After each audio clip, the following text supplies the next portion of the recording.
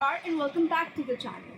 So we are back to read this book called Biochemical Aspects of Neurological Disorders. It was first published in 1959 and it contains lectures given in 1957 and 58 at the Institute of Neurology, National Hospital, Queen's Square.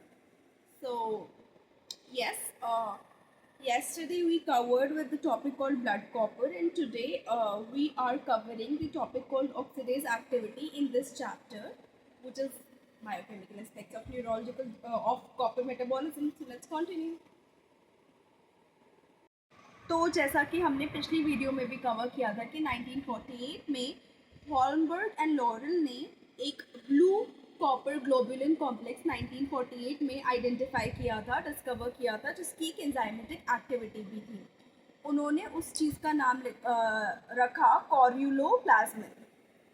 स्किनबर्ग and ग्लिंटन ने 1952 में एक important discovery की कि एक absence थी किसकी, कि इस एंजाइम की एब्सेंस थी इन पेशेंट्स विद हेपाटोलेंटिकुलर डीजनरेशन. यानी जो एंजाइमेटिक एक्टिविटी ये डिस्कवर्ड ग्लोबुलिन शो कर रहा था, उसकी उस एंजाइम की एक्टिविटी की एब्सेंस जो है हेपाटोलेंटिकुलर डीजनरेशन के पेशेंट्स में ये देखी गई.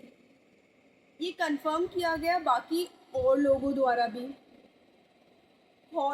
यहाँ पे हॉलमबर्ग एंड लॉरेल ने ही शो किया कि एक डायरेक्ट रिलेशनशिप था between copper content and oxidase activity, और ये रिपीटेड अर्ली शो किया गया एंड ऑन दी होल जो है फाइनली ट्रू फैक्ट भी फाइंड किया गया. अब काफ़ी पेशेंट्स जो हेपाटोलेंटिकुलर डीजनरेशन से सफ़र कर रहे थे, उनमें ये देखा गया कि कंप्लीट एब्सेंस थी ऑक्सीडेज एक्टिविटी की, और जो ऑक्सीडेज एक्टिविटी थी कॉपर ग्लोबुलिन फ्रैक्शंस की जो पेशेंट्स में देखी गई और जो नॉर्मल लोगों में देखी गई, यानी जो किसी डिजीज़ से सफ़र नहीं कर रहे थे, तो उनमें वो काफ़ी डिफरेंट थी.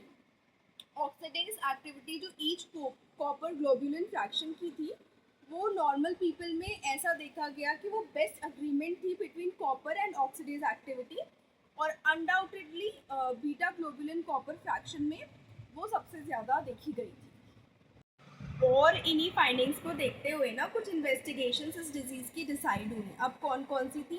तो टिपिकल एंड डायग्नोस्टिक फीचर्स जो हेपाटोलेंटिकुलर डीजनरेशन के उस वक्त डिसाइड हुए, वो एक था लो ब्लड कॉपर, दूसरा था लो ब्लड कॉपर है विद एब्सेंस और कंप्लीट एब्सेंस ऑफ कैरियोप्लाज्मिन, यानी जो ये कॉम्प्लेक्स कॉपर ग्लोबुलिन कॉम्प्लेक्स का कंप्लीट एब्सेंस.